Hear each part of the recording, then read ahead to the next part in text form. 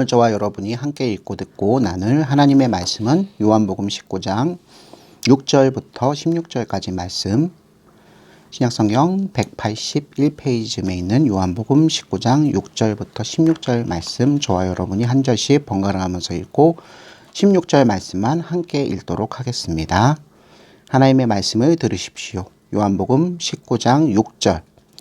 대제사장들과 아랫사람들이 예수를 보고 소리질러 이르되 이에 예수를 십자가에 못 박도록 그들에게 넘겨주니라. 아멘. 이 정도면은 유대인들이 만족했겠지 생각한 본디오 빌라도가 이제 예수님을 어떻게 합니까? 다시 끌고 나와서 유대 백성들에게 다시 타협한, 다시 대화를 시작합니다. 그 부분이 바로 이제 5절과 6절이 되겠죠. 제가 한번 읽어보겠습니다. 이에 예수께서 가시관을 쓰고 자색 옷을 입고 나오시니 빌라도가 그들에게 말하되 보라 이 사람이로다 하매, 대제사장들과 아랫사람들이 예수를 보고 소리질러 이르되 십자가에 못 박으소서 십자가에 못 박으소서 하는지라. 여러분, 예수님께서 모욕당하시고 희롱당하시고 매를 맞으셨습니다. 무지하신데도 불구하고 그리스도시며 메시아시며 하나님이신 그분이 눈이 어두워진 자기 백성과 그 자기 백성에 의해서 사형 선고를 언도할 수 있는 힘이 있는 이방인의 손에 의해서 이런 모욕과 수치와 정죄를 당하시는 것을 볼 만큼 본 사람들이 만족하지 못해서, 여러분, 피를 부르는 백성들이죠. 감히 참 하나님이시면서 참 사람이신 예수님을 극형에 처하라고 지금 소리를 지르고 있습니다.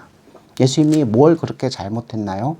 예수님은 오직 하나님이 주신 아름다운 마음, 그 사랑의 마음을 가지고 죄와 부패와 타락 때문에 고통받고 신음받고 여러 가지 병에 걸리고 여러 가지 실패에 직면해서 결국 사망의 지름길로 걸어가고 있는 이 세상 모든 사람들을 그 어두운 가운데서 해방해 주시고자 하나님께서 약속하시고 예수님에게 위임하신 그 고통의 길, 구원의 길, 십자가의 길을 걸어가시기 위해서 무려 3년 동안 가장 낮은 곳에서 가장 어려움에 처한 사람들을 사랑으로, 예수님 발바닥이 다 부풀어서 터질 정도로 온종일 낮에는 걸으시면서 전도하시고 말씀을 전하시고 기적을 베푸셨을 뿐만 아니라 밤에는 쪽잠 주무시고 모든 제자들이 다 체력이 방전돼서 일어나지 못할 때도 새벽 미명에 홀로 산에 오르셔서 늘 자기 백성들을 위해, 제자들을 위해 하나님이 주신 단 하나의 이 인류의 죄 가운데서 구원하시는 십자가 사역의 완성을 위해서 늘 새벽마다 기도하셨던 예수님. 제대로 먹지도 못하고 입지도 못하고 제대로 사랑받지도 못하신 채로 오직 아버지께 순복하여서 죄인들을 구원하시고자 하는 아름다운 사랑의 마음으로 여기까지 오셨습니다. 그런데 그런 예수님에게 호산나 호산나 다윗의 자손으로 오시는 분이시여 하고 환호성을 외쳤던 그 백성들이 이제는 정반대로 저 예수는 하나님의 아들임을 참칭하고 신성을 모독하는 자다. 그러니 극형에 처해야 한다. 여러분, 당시 십자가형은 어떤 형벌이었죠? 강간범, 살인범, 구테타범. 누가 버리고, 이 세상이 버리고, 유대인들이 버리고, 로마 정부가 버리고, 또 누구에게도 버림받았다고 하는 하나님 신마저도 버림받았다고 하는, 사람도 버리고 땅도 버리고 하늘도 버리고 신에게도 버림받았다는 의미로 가장 극형으로 처해지던 형벌이 십자가형이었습니다. 이 십자가형에 언도되는 사람들은 정말로 흉악무도한 자들이었어요. 근데 예수님께서 정말로 흉악무도한 자입니까? 이걸 우리가 좀 많이 생각하고 가야 합니다. 우리는 머리로는 예수님께서는 사랑의 구주, 진리의 구주, 우리를 사랑하신 분, 자비가 충만하신 분이라고 하지만 사실 우리 실상 가운데서 죄와 부패와 타락의 시스템 가운데서 우리가 살아가고 있죠. 겉으로 보기에는 문화와 문명으로 화려해서 이전 세대보다 20세기, 19세기보다 훨씬 더 영양분이 충분하고 훨씬 더 적은 비용을 가지고 유쾌한 생활을 즐길 수 있는 현대의 시스템이 마련되어 있는 것 같지만 그 가운데서도 무엇? 여러분, 더 잘 사는 사람과 더 못 사는 사람들, 그죠? 부유한 사람과 가난한 사람의 차이, 그리고 건강한 사람과 건강하지 못한 사람의 차이. 여러분, 우리가 소위 얘기해서 차이와 차별 때문에 우리가 오히려 소외감을 느끼고 그 소외감을 극복하기 위해서 각종 운동을 일으키고 그 운동 가운데서 갈등하고 그 갈등하는 가운데서 결국 폭력을 행사하며 자기가 얻고자 하는 것을 얻기 위해서 타도 운동을 벌이고 있는, 모두 다 이 세상 가운데서 왕으로서 살기 위해서 사실상 싸우고 있는 내전 상태를 경험하고 있는 그 인생이 우리에게 가져다 주는 것이 결국 무엇입니까? 진짜 진리의 왕이 오셨을 때 하나님의 약속에 의해서 하나님의 말씀으로 해주신 약속에 의해서 구세주 메시아가 오셨을 때 우리는 그 구세주 메시아가 오히려 현실의 문제에 관심이 없으시고 하나님 나라의 진리만 가르치시며 사람의 마음속에서 악을 제거하시고 결국 선한 동기, 의로운 마음을 선물을 주셔서 다시 살 수 있는 기회를 주신다고 하시는 것이 그렇게 소중하고 그렇게 참답고 그렇게 기쁘고 그렇게 우리 인생의 나머지 삶의 향방을 좌우할 수 있을 만큼 큰 영향, 파급력을 주는 것이 아니라고. 내 관심은 다른 데 있다고. 내가 지금 현실에 처해 있는 문제 가운데서 하나님 앞에서 치료받고 고침받고 내가 원하는 삶은 따로 있다고. 마치 누구처럼? 눈이 어두워진 유대 백성들처럼. 그렇게 여호와 하나님의 말씀을 소유하고 있어서 이 세상 어떤 민족보다 가장 선민, 거룩한 백성이며 하나님이 우리만 사랑한다고 자부하고 자처했던 누구처럼? 유다 백성들처럼. 또 한편으로는 그 어리석은 유다 백성들처럼 하나님 유일신을 믿지 않고서도 이 세상에, 그죠? 성공과 욕정과 욕망을 위해서 하지 못할 일은 아무것도 없고 그 과정을 통해서 결과, 열매를 풍성한, 부정한, 잘못된 방법을 통해서도 얻고자 하는 결과, 열매만 맺는다면 그게 좋은 것이 아니냐고 하는 합리주의, 이성주의적 사고로 매몰된 이 이방인에 해당되는. 사실 오늘날 우리 사회는 이 이방인, 로마와 그리스도, 헬레니즘이라고 하는 이 영향을 크게 받습니다. 헤브라이즘에서 겉으로 보기에는 우리가 유일신을 믿습니다. 그러지만 완고하고 자신들이 갖고 있는 그 법률, 율법에만 함몰돼서 율법을 지킴으로써 하나님을 만족시키려고 하는 되지 않는 벌레만도 못한 인간이 그 비교 대상이 안 되는 하나님 앞에 자기가 하는 공로 행동으로 자기 죄값을 치르고 의를 하나님 앞에 바쳐드려서 하나님의 얼굴을 반짝반짝 빛나게 할 수 있다고 생각해서 잘못된 종교주의에 빠지고 마는, 여러분 양쪽 진영 다, 이 유대인들과 이 이방인들 모두 다 참 메시아, 참 그리스도, 정말로 하나님께서 우리의 과거와 현재를 용서하시고 아름다운 미래를 선물해 주시기 위해 보내주신, 성경의 약속대로 보내주신 예수님이 올 때 그분을 전혀 알아보지 못하는 가장 인간 세상 가운데 가장 곤란한 일을 겪게 된다는 것. 지금 이 자리에 앉아있는 여러분들도 이 마찬가지입니다. 성령님께서 기껏 말씀을 심어주시면서 여러분들 가운데 예수님의 은혜를 덧입게 하셨는데 예수님이 진리에, 그죠? 진리의 빛 되시고 그분을 소유하지 못한다면 하나님 나라에 들어갈 수 없다고 하는 대명제 가운데 우리 전 인격 가운데 파고드는 이 가르침 가운데 반응하지 못하는 그런 참담함. 그런 참담함이 왜 있습니까? 여러분 걱정거리, 고민거리, 이 세상 살이 가운데서 해결되지 못한 문제가 훨씬 더 크게 닥쳐오기 때문에 눈이 어두운 백성들이 스스로 그 눈을 밝힐 수도 없고 눈이 어두운 백성들 가운데 태양과 조명이란 건 전혀 없기 때문에 하나님 편에서 보내주신 태양이요 조명 되신 예수님께서 당신을 드러내사 진리의 말씀을 베풀어 주셔서 빛으로 인도해 주시지 않고서는 또 그 빛의 끝에는 무엇이 있죠? 모든 어두움을 회파하시는 승리하시는 대장 되신 예수님의 이 아름다운 십자가의 도전과 그 도전 가운데서 홀로 이기신 영광의 승리가 자리하고 있다는 것을 우리가 기쁨으로 발견하지 못하는 이상 여기까지 데려가 주시기 위해서 예수님께서 오늘날도 우리에게 허락하신 것은 오직 무엇과 무엇? 하나님 말씀과 그 말씀의 해석자이신 성부와 성자와 성령 하나님 중에 한 분이신 보혜사라 별명이 붙으신 누구? 성령님이시죠. 성령님께서 말씀을 나눌 때마다 우리 마음속에 도전해 오십니다. 그 옛날 하나님의 아들이시며 그리스도 메시아이신 예수님께서 당신의 12제자에게 해주셨던 그 말씀들을 다시 상기시키시고 몰랐던 것을 알게 하셔서 우리 죄가 낱낱이 드러나게 하시고 죄가 탕감받고 용서받은 자리 가운데 예수 그리스도께서 십자가 위에서 이루신 그 의가 충만하게 하셔서 결국 우리가 이전과는 전혀 다른 삶을 살아가는 성도의 중생한 삶까지 허락하시기 위해서 성령께서 지혜와 권능으로서 우리 일상생활에 곳곳에 침투하셔서 우리 해야 할 말과 우리 해야 할 행동과 하지 말아야 할 말과 하지 말아야 할 행동을 분별하게 하심으로 우리가 선한 싸움을 싸우게끔 그렇게 임마누엘 해주시는 일들이 하나님을 사랑하고 예수님 안에서 새 소망을 얻은 백성들에게는 여전히 허락되어 있는 것입니다. 이제 오늘 말씀을 본격적으로 나눠보겠습니다. 매를 때리고 유대 백성들 앞에 예수님을 내세웠을 때 오히려 유대 백성들은 십자가에 못 박아라. 한마디로 무엇? 우리는 나사렛 예수 자칭 그리스도 메시아라 참칭하고 있는 저 청년 예수를 꼴보기가 싫다. 죽여라.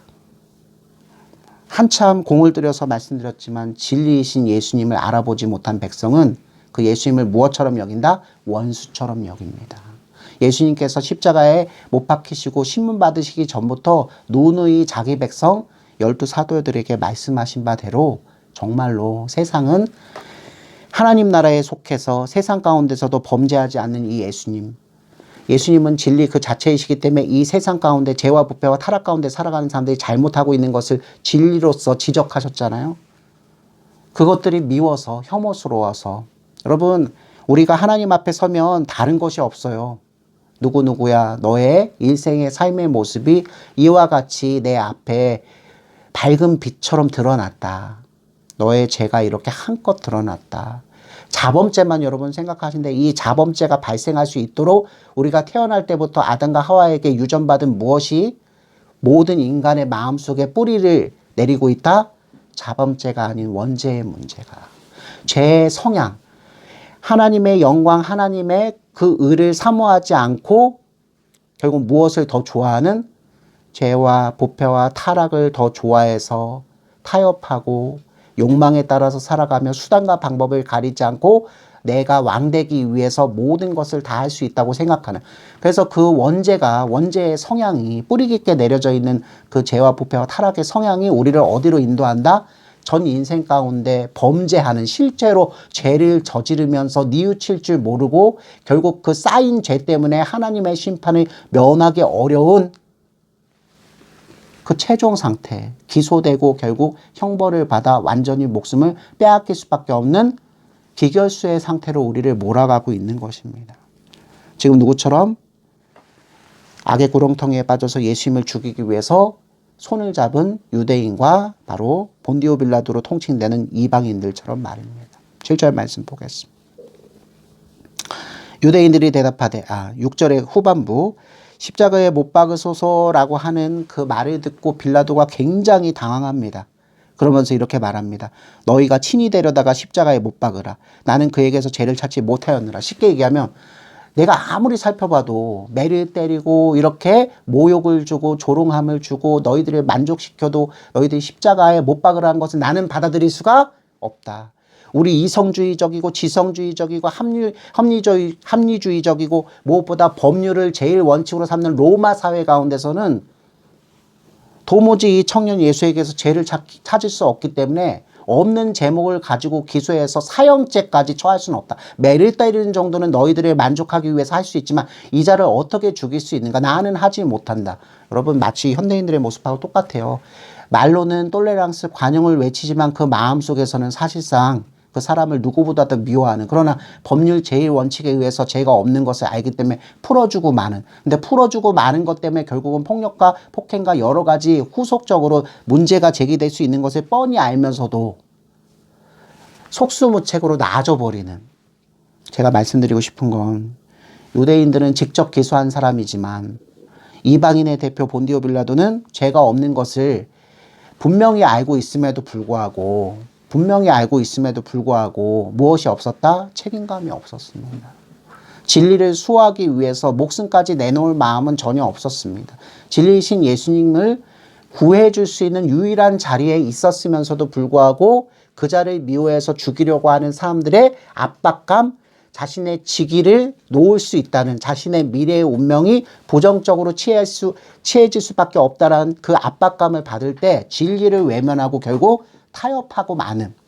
여러분, 죄인은 두 가지 종류가 있잖아요. 직접 범죄하는 자가 있는가 하면 그 범죄하는 사람이 나쁜 사람인 것을, 그 행동이 잘못된 것임을 알고 있지만 그 사람으로 인해서 가해당하고 있는 사람들을 긍휼히 여기긴 하지만 그 가해하는 사람을 더 이상 범죄하지 않게끔 목소리를 내고 행동을 취하지 않고 수수방관하는 사람들도 죄인입니다.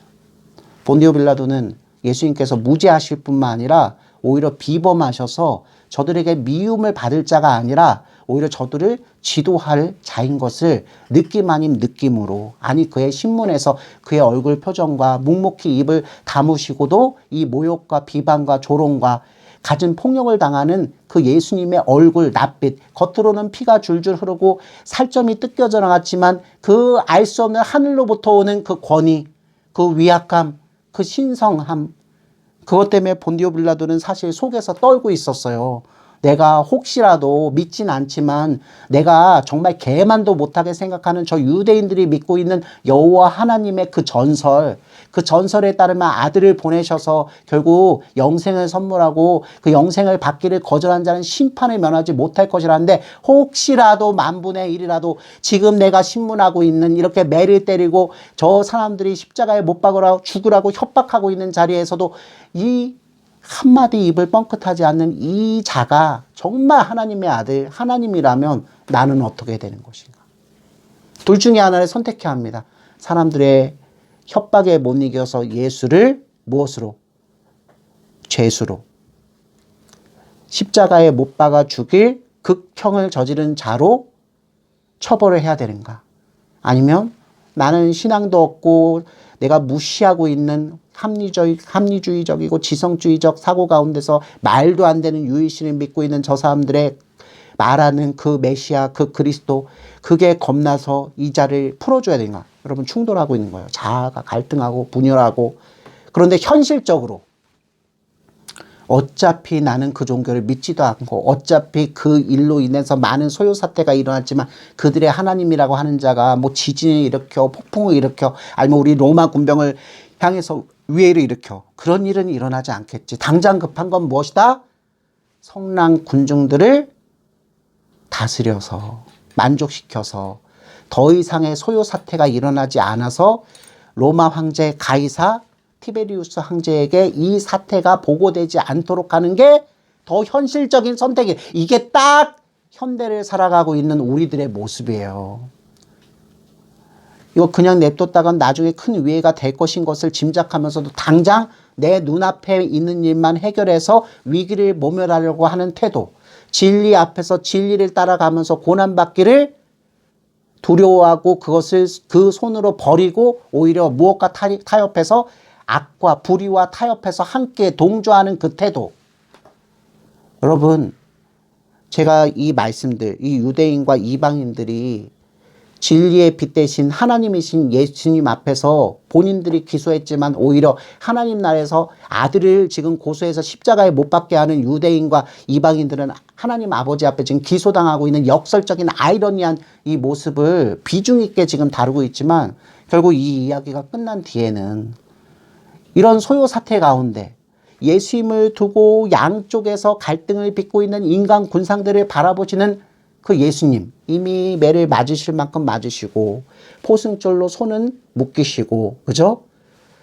조롱하고 비방하는 의미에서 가시면류관이 쓰여져 있고 옷은 누더기처럼 되어 있는데 거기에 왕복을 상징하는 자색 또는 붉은색 망토를 매시며 축 처진 어깨로 고개를 떨구시며 아무 말도 하지 않는, 자기를 향해서 손가락질과 모든 사람들의 시끄러운 소리와 본디오 빌라도의 갈등하면서 곤란한 그 모습을 동시에 바라보고 계시는 그 예수님은 어떤 심정이었을까? 이걸 우리가 마지막으로 함께 나눠보도록 하겠습니다.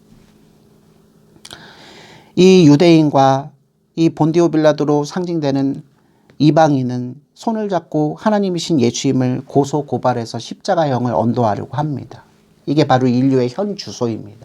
이런 인류를 향해서 하나님은 능히 분노하셔도 됩니다. 이런 인류를 향해서 하나님은 능히 노아의 홍수처럼 진멸하셔도 됩니다. 그러나 하나님께서는 이 세상을 사랑하셔서 당신의 손길로 만드시고 그 코에 생명을 허락하셔서 이 세상 그 어떤 피조물과도 다른 당신과 유일하게 교제하며 사랑의 교제를 하며 당신의 뜻대로 이 세상을 평화롭게, 이 세상을 아름답게 통치하고 다스릴 청지기의 사명을 줄 그 인간들이 망가져서 당신의 아들에게 행하는 그 모습을 보시면서도 아들아, 이제 목전까지 왔도다.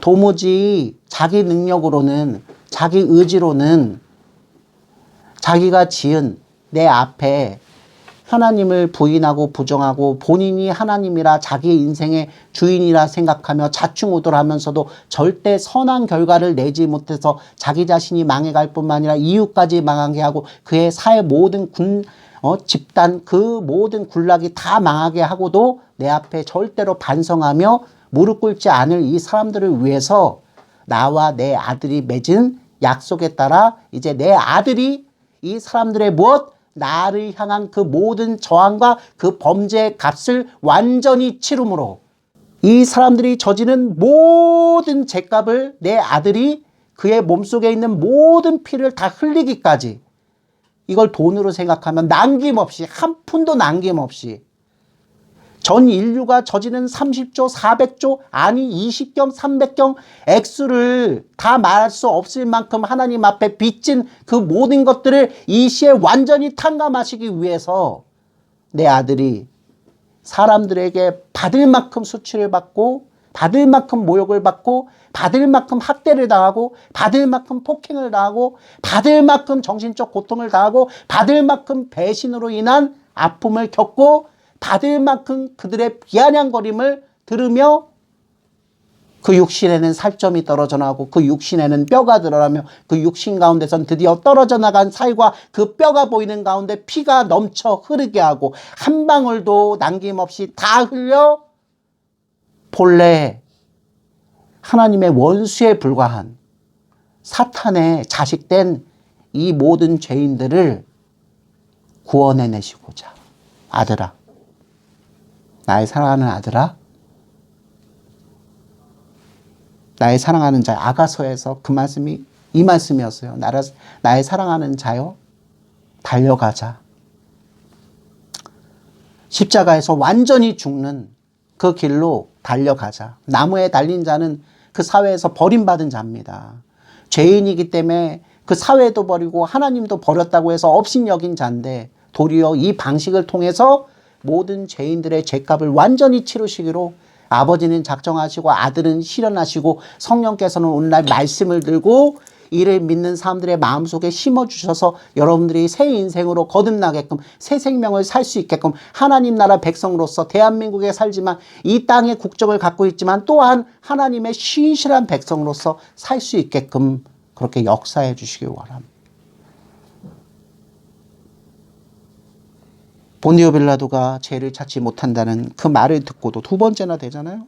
7절에서 유대인들은 도리어 이렇게 말합니다. 우리에게 법이 있으니 그 법대로 하면 그가 당연히 죽을 것을 그가 자기를 하나님의 아들 무엇을 내세웁니까? 율법을 내세웁니다. 어리석은 이 백성들이 감히 누구 앞에서 하나님과 그의 아들 예수 그리스도 그리고 그 무죄함을 밝히고 있는 본디오 빌라도 앞에 그들의 율법, 이 율법은 사람에게서 난 것이 아니라 하나님에게서 났기 때문에 누가 주인이십니까? 아들이 주인이십니다. 아들이 주인 대신 그 법을 오히려 밀고 내밀어서 아들을 죽일 수 있다고 생각하는 어리석은 가장 어리석은 모습을 보입니다. 여러분 법치주의 정말 좋은 겁니다. 그런데 그 법을 사용하는 사람의 마음이 한없이 부패하고 타락해서 그 법을 실현할 능력이 없다고 생각하면 그 법은 오히려 사람들에게 무엇이 될 수 있습니까?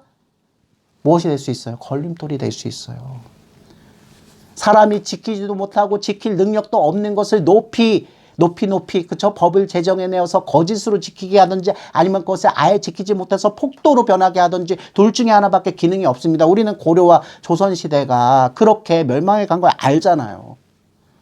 그런데 이 하나님의 선민 율법 받은 백성이라는 유대인들이 예수님이 무죄하다라는 말을 듣고는 우리 법에 의하면 그는 신성모독의 죄를 지었으니 당연히 죽어야 한다.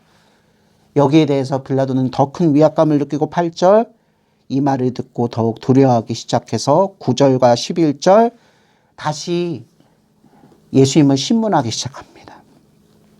너는 어디로부터냐? 도대체 너는 어디에서부터 와서 오늘 이렇게 소란한 일을 벌이게 하였느냐? 너 도대체 어디서 왔니? 너 출생지가 어디니? 너 어디에서 무슨 운동하다 왔니? 도대체 뭔 일을 했는데 저 사람들이 저렇게 화가 나서 무죄한 것이 뻔한데 내가 적당히 때리고 적당히 설명했는데도 불구하고 너를 십자가에 죽이라고 자꾸 그러니 너 정체를 밝혀라. 너의 정체성을 밝혀라. 넌 어디로부터 왔느냐? 여러분, 본디오 빌라도가 여기까지 얘기한 건 사실 마음속에 뭐가 있기 때문일까요?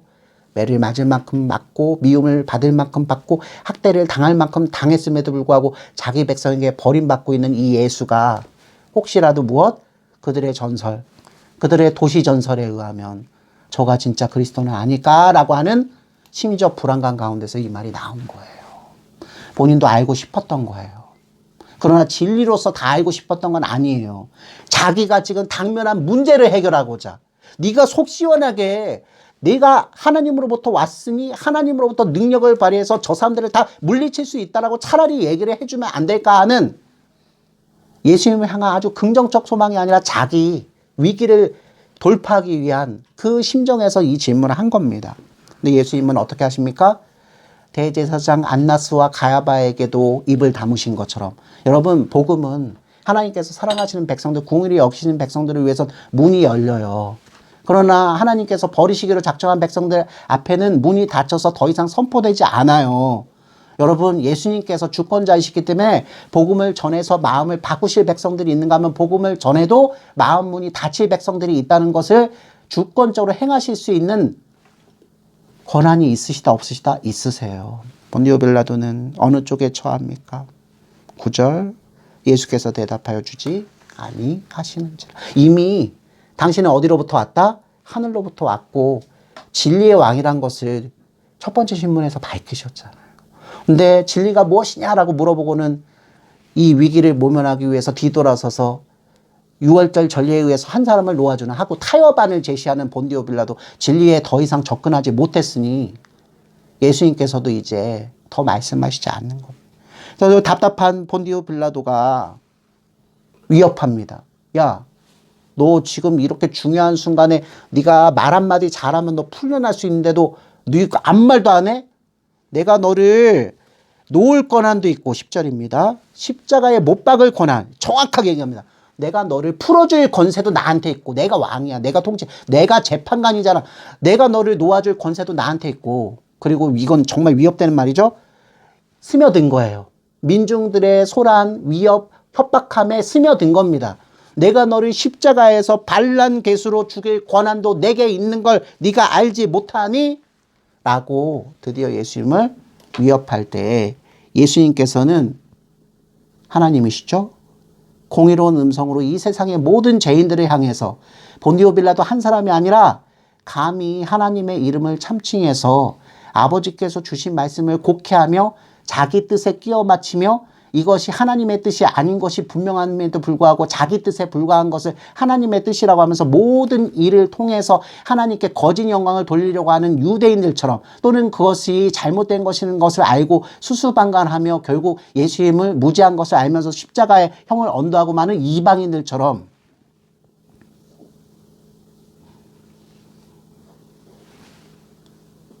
예수님은 답변하십니다.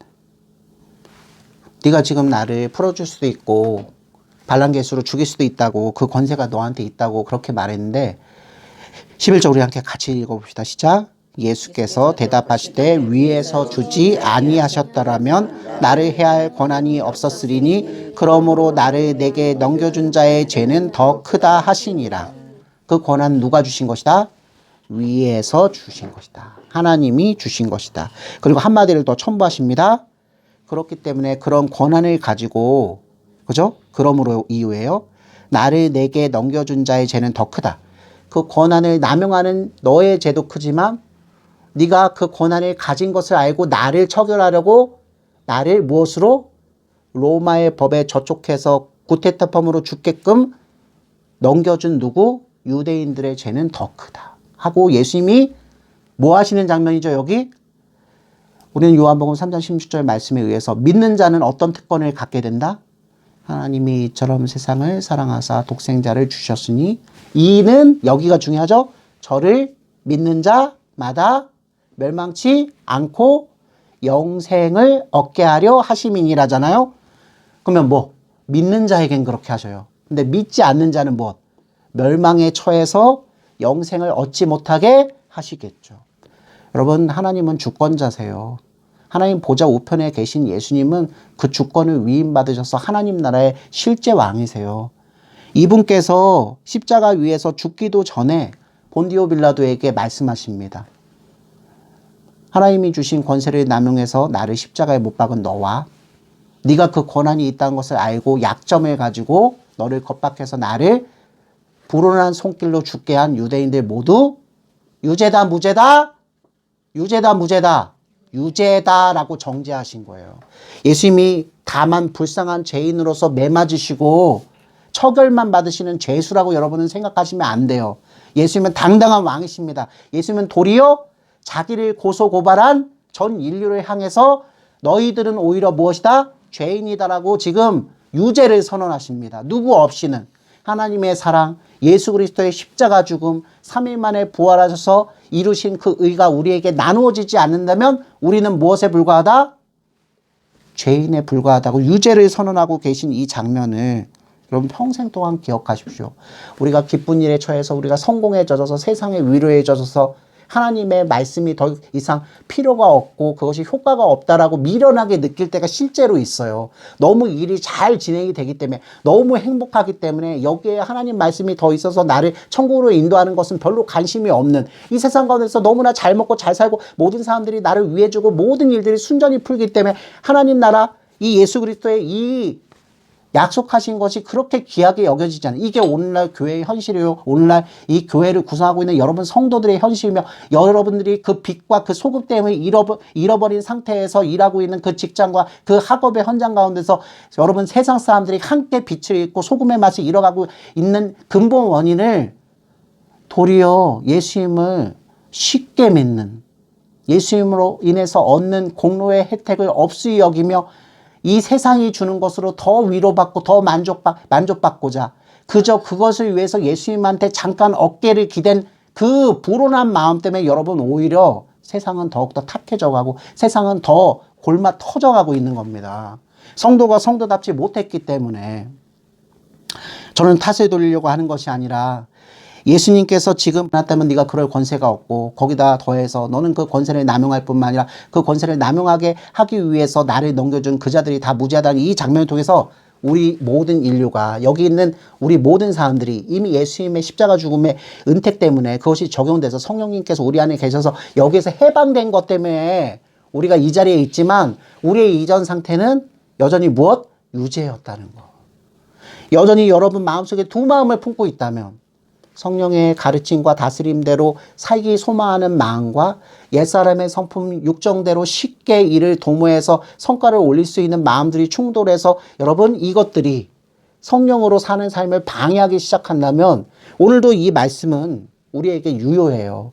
그러나 우리 안에 회개의 영이신 성령님을 주셨기 때문에 우리는 또 하나의 특권을 누리는 거죠. 주님 앞에 엎드려서 내 죄를 회개하며 기도하며 나아갈 때 이것들을 우리 능력으로 우리 의지로 우리가 깨달았기 때문에 용서받는 게 아니라 그분의 십자가 위에서 흘리신 한량없는 보배 피로 오늘도 씻김을 받는 것 뿐입니다. 100% 그분한테 의존돼 있어요. 100% 의존돼 있다는 거 자존심 상해하지 마십시오. 마치 깐난장이 아이 우리 한나가 너무 예쁘게 보는 엄마 품을 100% 의존해서 이 세상에서 가장 안락하고 이 세상에서 가장 충만하고 이 세상에서 가장 안전하다고 하는 엄마 품에서 젖을 실컷 먹고 노곤노곤해져서 다른 걱정 근심거리가 없이 골아떨어진 그 아기 너무나 행복한 모습으로 엄마 가슴팍 안에서 잠들어 있는 그 아기처럼 우린 영원한 기쁨과 행복감과 평안을 거기서 느낄 수 있는 거예요. 우리 예외가 없죠? 우리도 인류 중에 한 사람이가 유죄로 기소되었습니다. 그러나 그 죄를, 그 속량을 우리 대신 그 죄값을 완전히 치르셔서 뼈 하나, 살점 하나, 피 한 방울까지 다 흘리신 예수님이 우리 소유가 되었기 때문에 우리 형님이 되고, 그죠? 우리의 약속의 보증으로서 부활의 첫 열매가 되셨기 때문에 우리는 이 거친 세상 가운데서도 실패를 맛보고 좌절을 맛보고 당황하는 여러 가지 일들을 겪어도 우리를 향해서 우리 인생사 가운데 자연스럽게 나타나는 연령대의 별의 그 고난뿐만 아니라 믿음 때문에 발생되는 여러 가지 역경과 고난 가운데서도 결국 무엇을 잃지 않고 예수님을 향한 믿음과 소망과 사랑을 잃지 않고 온전히 언제까지 우리 육신의 생명이 떨어질 때까지 끝날 때까지 성령님의 지도하심 말씀의 은택 때문에 우리는 천국을 서서히 천천히 그러나 올바르게 한 번도 넘어지지 않은 상태로 자기 발로 임마누엘 하시는 예수님과 함께 걸어가게 될 것입니다. 이제 오늘 말씀을 정리합니다. 12절 말씀 보시죠. 이러함으로 빌라도가 예수를 놓으려고 힘썼으나 유대인들이 소리질러 이르되 최후의 협박, 겁박. 머뭇거리고 있는 빌라도의 마음을 유대인들이 알았던 거죠. 그래서 어떻게 압박해 옵니까? 이 사람 예수, 신성 모독했을 뿐만 아니라 로마 입장에선 정치범, 구테타범, 잠정적 범죄인에 불과한 이 예수를 놓아준다는 것은 누구를 배신하는 행위? 로마 황제 가이사를 배신하는 것. 너는 충신이 아니구나. 무릇 자기를 왕이라고 하는 자, 구테타범, 예수님을 칭하는 거죠. 그 자를 알고 기소를 받았음에도 불구하고 이를 올바로 처결하려고 하지 않는 건 반역 반란에 동조하는 것이다. 여러분 빌라도가 이 말을 들었을 때 마치 사탄이 마음을 진노하는 것처럼 그 마음이 이제 마음의 진이 완전히 무너졌습니다. 이제 갈등하지 않습니다. 무죄한데도 불구하고 진리와 의를 소유하고 있는 저 예수, 느낌은 오는데 이놈을 풀어주기 위해서 내가 직임에서 해제되고 반역에 반란에 도모했다라는 억울함 누명을 쓰고 로마 본부로 압송돼서 감옥에 들어가 우리 가문은 끝나는 이 일, 눈앞의 일, 진리에 멀리 있는 일과 눈앞에 자기 직임과 관련된 일 중에 무엇을 선택하게 이른다? 자기 직임을 수호하기 위해서 예수님을, 무죄하신 예수님을 구테타범, 그죠? 최악의 죄를 지은 십자가형에 언도받을 죄인으로 처결하고 맙니다. 마태복음과 누가복음과 마가복음, 공간복음을 보면 빌라도가 상징적인 행동을 합니다. 너희 원대로 해주는 것이지 내 뜻은 아니다는 의미에서 물을 가져다 놓고 손을 씻습니다. 나는 이 예수를 죄인으로 처결한 것과 상관이 없다는 의미로 손을 씻습니다. 그러나 오늘날 사도신경은 본디오 빌라도를 어떻게 고소합니까? 본디오 빌라도를 어떻게 고소해요? 본디오 빌라도에게 고난을 받으사 십자가에 못 박혀 죽으시고 라고 고소 고발합니다. 날마다 우리가 사도신경으로 신앙 고백할 때마다 예수님을 누구에게 넘겼다? 유대인들이 본디오 빌라도에게 넘겼고 그 예수님을 십자가형으로 언도한 것은 누구다? 본디오 빌라도라고 아마 가장 저주받은 자일 거예요. 가룟 유다보다도 더한 거예요. 사도신경 가운데 베드로 이름이 거론됩니까? 가룟 유다의 이름이 거론됩니까? 다른 예수님을 향해서 십자가에 못 박으라고 한 유대인들의 이름이 거론됩니까? 오히려 진리 앞에서 자신의 직임을 수호하기 위해서 진리를 외면한, 여러분 이게 죄입니다. 이제부터 믿는 자에게 죄는 무엇이다? 하나님 말씀이 명명백백합니다. 명명백백한 말씀 때문에 우리가 고난을 받을 수 있다는 것이 우리 무엇으로? 육신으로 닥쳐올 때 그것을 회피하고 도망치면 안 된다는 거예요. 진리 때문에 받는 핍박과 고난을 두려워해서 예수님을 버리고 교회를 떠나서 세상과 적절히 타협해서 살아가는 것은 바로 본디오 빌라도가 우리에게 보여준 것입니다. 그는 신앙인도 아니었고 그는 예수님의 뜰 안에 들어오지 못한 자가 되었지만 우리도 본래 예수님의 뜰 안에 들어갈 자격도 없었고 예수님께서 사랑하셔서 십자가 위에서 죽으시고 3일 만에 부활하셔서 이루신 의를 성령님을 통해서 말씀을 통해서 적용시켜 주시는, 거기까지만 해도 감사하잖아요. 그 의를 선물로 받아놓고도 신분과 정체성이 완전히 바뀌었다고 그렇게 찬양하며 찬미하면서 뛸 듯이 기뻐하다가도 내 세상에서 먹고 사는 일, 내 세상 가운데서 관계하는 일에 조금만이라도 문제가 생기면 타협하고 현실의 문제라고 하면서 이것까지 예수님께서 어쩌지 못하지, 이것 정도는 나에게 자유권을 맡겨주셨지라고 이 사람들 100명이면 100명, 99명 모든 사람들이 그 선택을 하고 있다고 자꾸 자기의 그 판단에 실수가 있지 않고 사람들이 그렇게 하니 나도 그렇게 했다고 해서 적절히 묻어가려고 하는 마음으로 오늘 본디오 빌라도와 같은 그런 어리석은 행동을 하지 않는 인생의 재판서 본디오 빌라도의 13절입니다. 본디오 빌라도가 앉은 것처럼 하나님께서는 하나님의 주권을 예수님께 위임했고 예수님께서는 그 지위를 그 권한을 누구한테 위임합니까? 여러분 너무 감사하죠. 성도에게 위임해 주세요. 실제로. 거룩하고 아름답게 진리를 수호하면서 살 수 있는 아름다운 삶의 권세, 권리를 누구한테 주신다? 우리한테 주세요. 근데 그 권세는 위임받았을 뿐이지 실제 주인은 누구시라는 걸 항상 잊지 말아야 된다? 예수님인 것을 잊지 말아야 돼요. 우리가 우리 인생에 지금 앉아있는 요 자리, 이 재판석에 앉아서 우리를 스스로 통치할 때 진짜 주인은 누구시다? 예수님이란 걸 잊지 않는다면 무엇 할 수 있을까요? 바른 판단을 내릴 수 있고 비록 내가 조금 고난을 받고 어렵게 가는 길이라 할지라도 예수님께서 원하시지 않는 것이라면 포기하고 말 거예요. 그런데 본디오 빌라도처럼 내 인생은 나의 것. 하나님이 나한테 무엇을 권세를 위임하셨으니 내가 신앙의 눈으로 그러나 또한 무엇? 세상의 합리적인 생각으로 적절히 판단하겠다고 하는 분한테는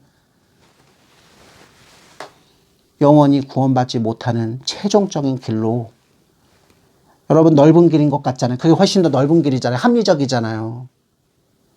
근데 그 중간에 성령께서 몇 번 이건 회개할 수 있는 기회를 주심에도 불구하고 엎드려지지 않고 자기가 한 것이 잘못된 것인 것을 부인하지 못하는 여러분 죄인의 특성은 이거예요. 자기가 잘못한 것을 모르기 때문에 계속 그렇게 가는 거예요. 자기가 얼마나 많은 사람들한테 잘못한 것인지를 모르고 자기가 그 사람들의 마음을 아프게 한 것을 하나님께서 바라보고 계신 것을 모르기 때문에 정말로 몰라요. 그 사람들은 항상 입에 달고 살아요. 이런 이유 때문에 그렇게 했지. 결국 이런 성과를 얻었지. 그러니까 결국 이건 잘한 일이지. 네가 이런 선택을 하라 그래도 똑같이 그랬을 거야. 그럼에도 불구하고 지금 결과는 이렇잖아. 그렇다면 그 결과에 의해서 과정에서 불이했던 것들은 다 아름답게 덮이는 거야. 여러분 우리 TV에 나오는 운동선수들, 존경받는 사람들 근데 그 실체가 까발려지면 최근에 어떤 모 탤런트가 곤란함을 겪고 있죠?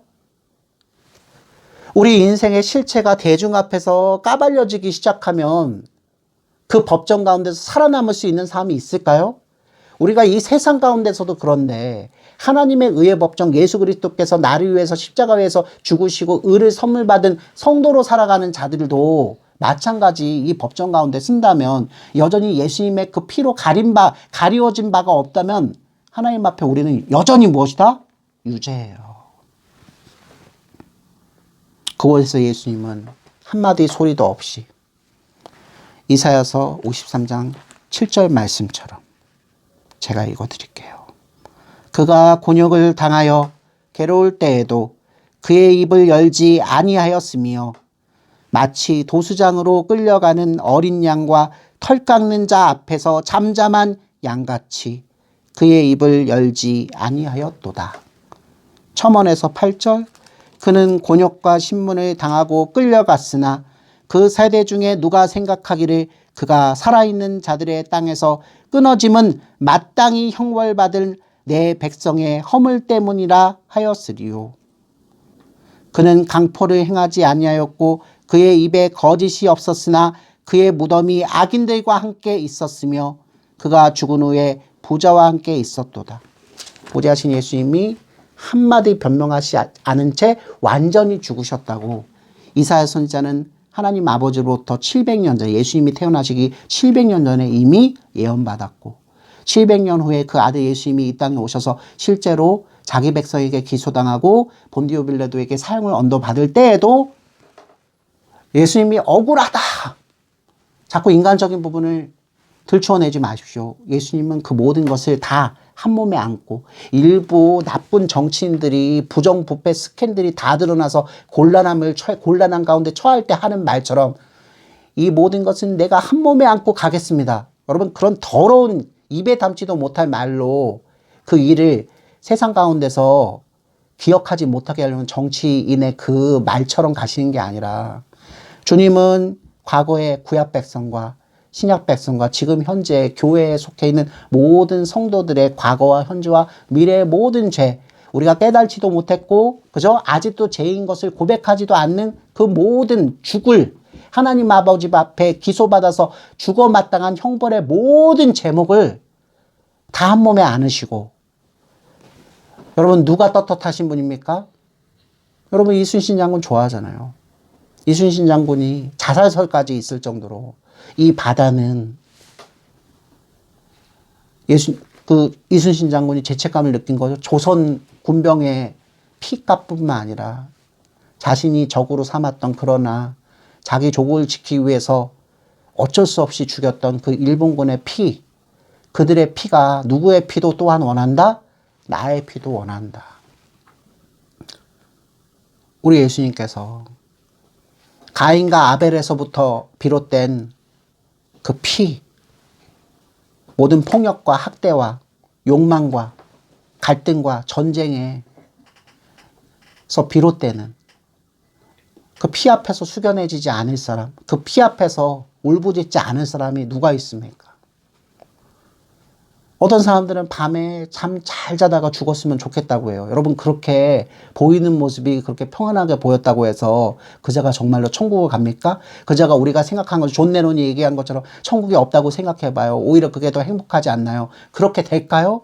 사람이 그렇지 않다라고 말을 하고 그 명제 가운데서 그 생각을 사람들한테 유포시키면 정말로 그런 세상이 되나요? 하나님 분명히 계시고 그 보이지 않는 세계 가운데서 의로운 통치가 가해진다면 마치 강한 햇볕 가운데서 고통받으며 살이 터지고 진물이 나와서 결국 죽어버릴 지렁이처럼 우리는 꿈틀거리다가 그 지렁이에 거룩하고 그저 승화되는 꿈틀거림이 아무리 있어도 그들은 다 죽어요. 우리 예수님께서 무죄하심에도 불구하고 죄를 안으시고 털깎임을 당하고 있는 양처럼, 여러분들 얼마 전에 대관령 목장 갔다면서요. 털이 깎여 있는 양을 보셨나요? 아니면 털뭉치가 북실북실하고 오염되어 있는 양을 보셨나요? 그럼 한번 털을 깎아본 적이 있어요. 여기 있는 말씀처럼 안 해요. 양들이 얼마나 거친데요. 얼마나 고집쟁인데, 얼마나 제멋대로인데요. 낯선 사람이 와서 자기 몸뚱이 잡으려면은 얼마나 잘 도망친대요. 귀엽고 잡혀가지고, 그죠? 팔다리 묶인 채로 털 깎이려고 그러면 애가 눈물을 흘려요. 울어요. 막 분노로 떨어요. 그러면서 어떻게든 빠져나가려고 몸을 비틀고 난리를 쳐요.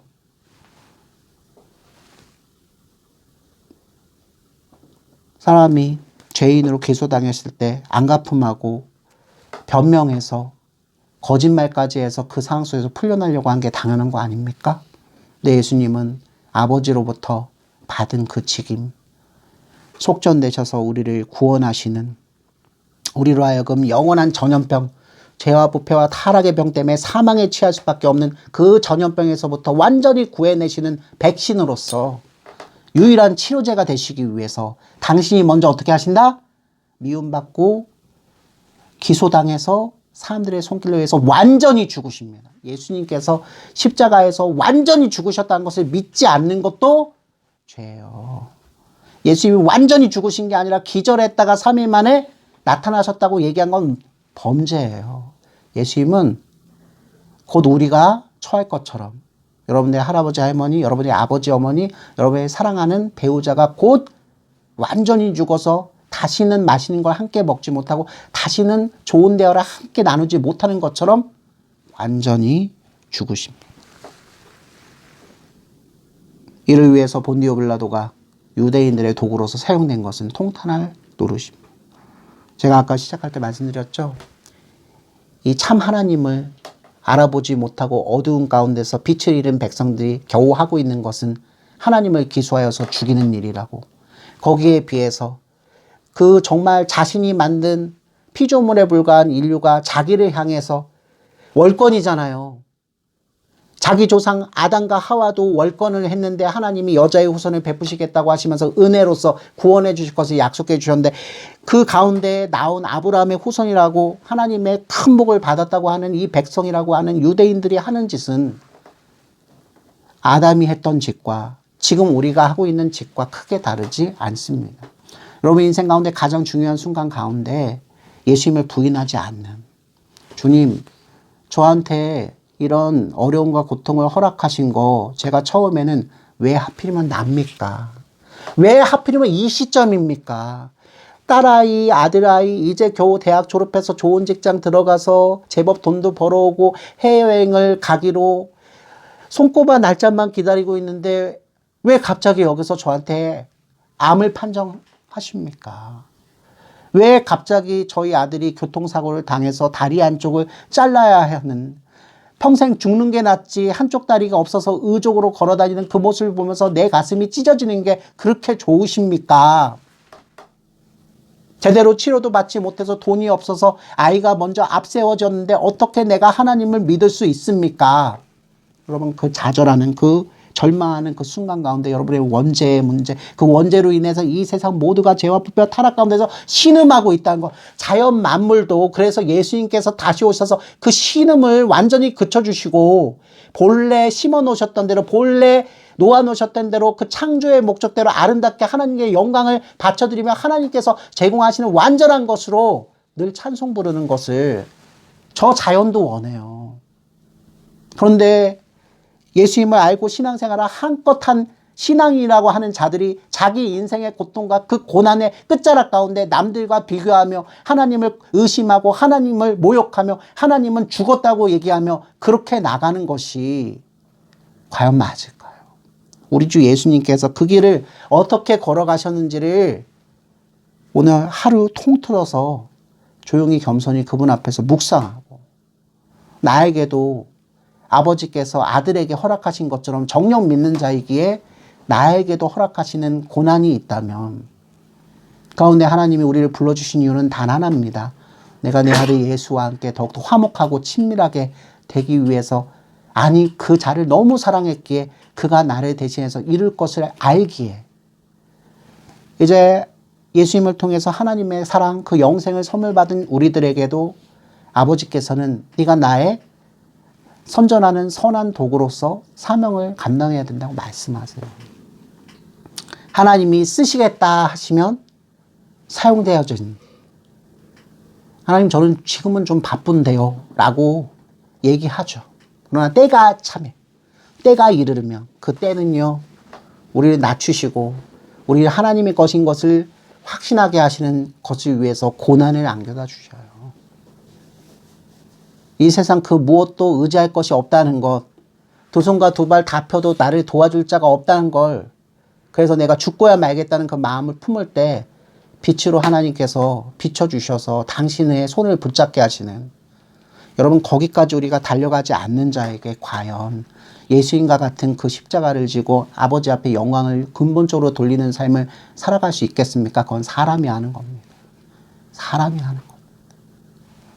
오늘 우리는 이 예수님께 한량없는 빚을 진 것을, 우리가 우리 몸을 다 부셔서 아버지 앞에 이 빚을 갚아도 갚지 못하는 것을 하나님이신 예수님께서 나를 대신해서 갚으셔서 십자가 위에서 완전히 죽으셨고, 예수님이 완전히 죽으셨을 때 우리도 함께 죽었고, 예수님께서 3일 만에 부활하실 때 우리도 다시 살아난 것 때문에 영원히 기뻐하며 찬송하는 저와 여러분이 되시기를 주님의 이름으로 축원합니다.